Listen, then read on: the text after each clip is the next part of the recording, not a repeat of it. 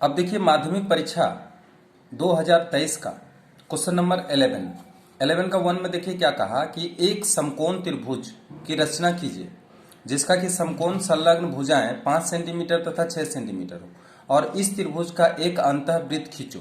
ठीक है, तो सबसे पहले आपको समकोण त्रिभुज बनाना होगा। ठीक है, समकोण त्रिभुज बनाने के लिए सबसे पहले स्केल से हम क्या करेंगे, इसका बेस लेंगे। बेस आप कोई भी ले सकते हैं, 6 सेंटीमीटर और 5 सेंटीमीटर दोनों में से कुछ भी ले सकते हैं। तो हम यहाँ पे क्या कर रहे हैं, 6 सेंटीमीटर का बेस ले रहे हैं। ठीक है, तो 6 सेंटीमीटर का बेस आप सबसे पहले इसको ऐसे खींच लेंगे। ठीक है, स्केल की सहायता से 6 सेंटीमीटर का बेस खींच लेंगे। फिर यहाँ पे आपको 90 डिग्री का कोण बनाना पड़ेगा क्योंकि आप समकोण त्रिभुज बना रहे हैं। ये 90 डिग्री का कोण यहाँ पे हम बना ले रहे हैं। तो सबसे पहले देखिए 90 डिग्री कोण बनाने के लिए 60 डिग्री, फिर 120 और इसके बीच में आप करेंगे तो 90 डिग्री का कोण बन जाएगा। चलिए, ये 90 डिग्री का कोण बन गया। अब कोण बनाने के बाद हमको क्या करना है, 5 सेंटीमीटर का एक भुजा इसमें से काट लेना पड़ेगा। तो 5 सेंटीमीटर हम माप लेते हैं। ये देखिए आपका 5 सेंटीमीटर माप लिए है। ठीक है, 5 सेंटीमीटर मापने के बाद यहाँ से हम क्या करेंगे, इसको कटिंग करेंगे। कटिंग कर दी है। अब हम क्या करेंगे, इसको यहाँ से मिला देंगे। तो ये बन गया आपका समकोण त्रिभुज जिसका कि एक भुजा कितना है 6 सेंटीमीटर और दूसरी भुजा कितना है 5 सेंटीमीटर। ठीक है, ये मान लिया जाए ए बी और सी त्रिभुज बन गया। अब इसका क्या करना है, इसका अंतःवृत्त खींचना है। यहाँ पे देखिए क्या लिखा, अंतःवृत्त खींचे। तो अंतःवृत्त खींचने के लिए हमको क्या करना पड़ेगा, कोनों का समद्विभाजक करना पड़ेगा। तो कोनों का समद्विभाजक करने के लिए हम दो कोण कम से कम इसको समद्विभाजित करेंगे। तो एक कोण को पहले समद्विभाजित कर रहे हैं। ठीक है, ये देखिए इस कोण को हम समद्विभाजित कर रहे हैं। करने के बाद इसको हम आगे की तरफ बढ़ाएंगे। ठीक है, ये थोड़ा सावधानी से करना पड़ेगा क्योंकि थोड़ा सा भी इधर उधर होने से सही तरीके से अंतःवृत्त नहीं हो पाता है, इसलिए इसको खूब सावधानी से करना पड़ेगा और नोक को पतला रखना पड़ेगा। ठीक है, अब हम एक और कोण को समद्विभाजित कर लेते हैं। ठीक है, ये जो कोण बना हुआ है चाप, इसी को हम क्या कर रहे हैं, समद्विभाजित करना है। ठीक है, तो चलिए इस कोण को हम समद्विभाजित करते हैं। ये देखिए, ठीक है, और यहाँ से ये देखिए। ठीक है, इसको भी हम क्या कर रहे हैं, समद्विभाजित कर दे रहे हैं।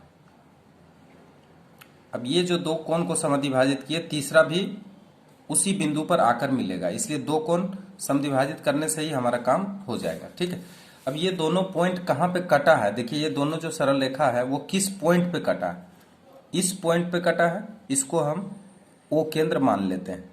ठीक है, और यही ओ केंद्र क्या है, अंतः केंद्र है। ठीक है, अब किसी एक भुजा पर हम क्या करेंगे, लंब डाल देंगे। ठीक है, तो चलिए हम आधार पे लंब डाल देते हैं और लंब डालने के बाद जो अर्धव्यास मिलेगा वही परिवृत्त का अर्धव्यास होगा। तो चलिए इस पे लंब डालते हैं।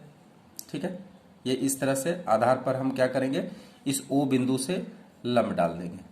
देखिए इस तरीके से लंब डाला जाता है, आप ऐसे लंब डाल सकते हैं। ठीक है, फिर यहाँ से ये, ठीक है, इसमें लंब डाल देंगे। लंब डाल देने के बाद ये जो सरल रेखा आया है, ये जो अर्धव्यास आया है, यही अर्धव्यास क्या है, अंतःवृत्त का अर्धव्यास है। ठीक है, अब इस माप का अर्धव्यास लेकर जब हम वृत्त बनाएंगे तो क्या होगा, ये वृत्त अंतःवृत्त हो जाएगा। ठीक है, तो इसको हम घुमा देते हैं।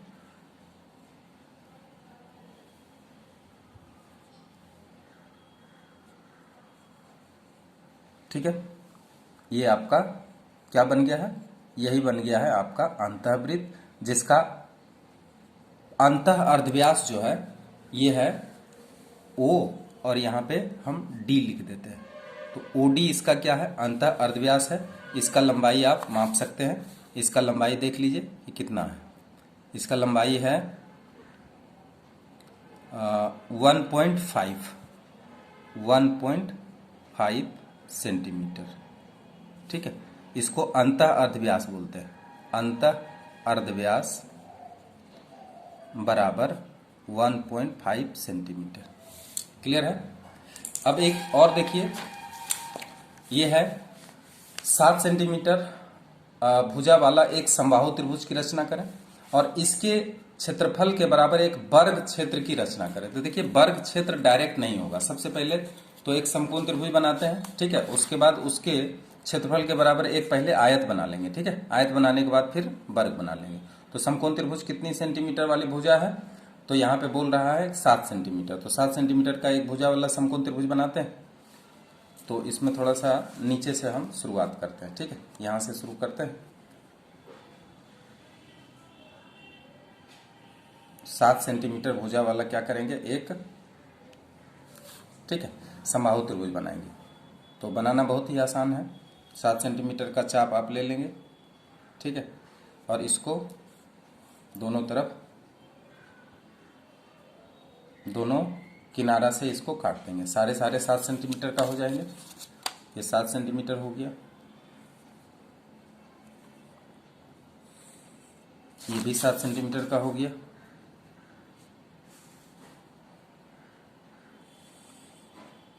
ठीक है। नाम दे देते हैं ABC। अब ध्यान दीजिए, सबसे पहले अगर हम इसका एक आयत बनाते हैं तो आयत बनाने के लिए सबसे पहले आपको क्या करना पड़ेगा, एक समानांतर रेखा खींचना पड़ेगा जो कि BC का समानांतर होना चाहिए। तो यहाँ से हम BC का समांतर एक सरल रेखा खींच लेते हैं, ठीक है। इस तरह से खींचेंगे, देख लीजिए, देखते जाइए आप किस तरह से खींचेंगे। हम एकांतर कोण बना रहे हैं और एकांतर कोण को बराबर कर दे रहे हैं, ठीक है। मतलब यहाँ जितना बड़ा चाप उतना ही बड़ा चाप यहाँ लेंगे और इसको माप करके यहाँ पे कटिंग करना है, ठीक है। उसके बाद हम इसको खींच लेते हैं आगे की तरफ, क्योंकि हमें यहाँ क्या बनाना है, सबसे पहले बनाना है आयत। अब इसको आगे की तरफ बढ़ा लेते हैं। अब क्या करना है, इसका अर्धक करना है, ठीक है। अर्धक कर देते हैं। अर्धक किसका करना है, BC का, यानी आधार का अर्धक करना है। तो अर्धक करने के लिए आपको इसको 2 भागों में काटना है, ठीक है। 2 भागों में इसको हम काट दिए। काटने के बाद अब हमें क्या करना है, इसको थोड़ा सा ऊपर तक मिला देना, ठीक है।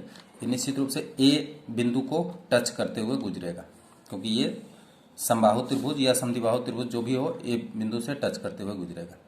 अब आपको करना क्या है, इसका लंबाई के बराबर, ठीक है, ये लंबाई के बराबर एक चाप काट लेंगे इसे, ठीक है।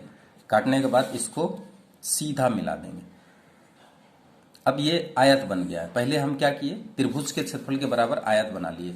ये आयत का नाम दे देते हैं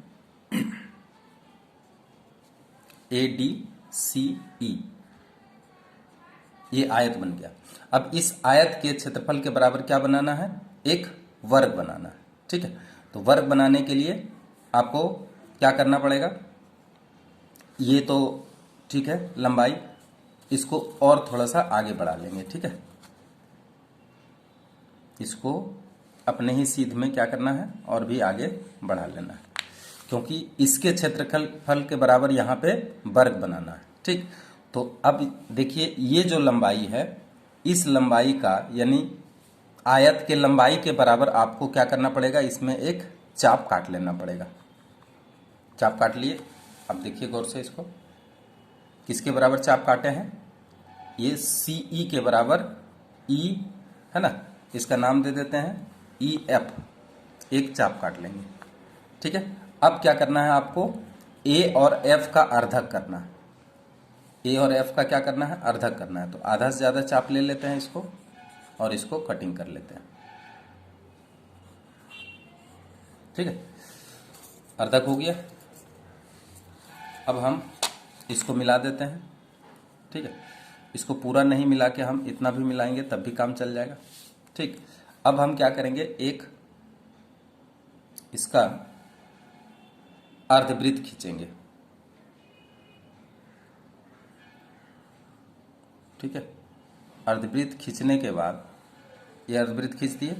अब इसको क्या करना है, अपने ही सीध में ऊपर की तरफ मिला देंगे, ठीक है। ध्यान दीजिए, इसको अपने ही सीध में ऊपर की तरफ मिला देंगे। अब ये जो भुजा आया, यही भुजा क्या है, वर्ग का एक भुजा। अब इससे यहाँ कटिंग करेंगे, ठीक है। उसके बाद यहाँ से फिर इधर कटिंग करेंगे, ठीक, और यहाँ से फिर इधर कटिंग कर देंगे, और यही क्या है, वर्ग बन गया। और यही है इस समबाहु त्रिभुज के बराबर वर्ग का निर्माण, ठीक है। और इसको इससे ऐसे मिला देंगे, ये क्या बन गया, वर्ग बन गया। तो क्या क्या किए हैं, पहले त्रिभुज के बराबर आयत बनाए, आयत के बराबर फिर क्या बनाया है, वर्ग बनाए। इसका नाम दे देते हैं ई एफ, यहाँ पे जी एच आई। तो क्या हुआ, ई जी एच आई अभिष्ट वर्ग हुआ, जिसका क्षेत्रफल त्रिभुज ए बी सी के बराबर होगा। क्लियर है।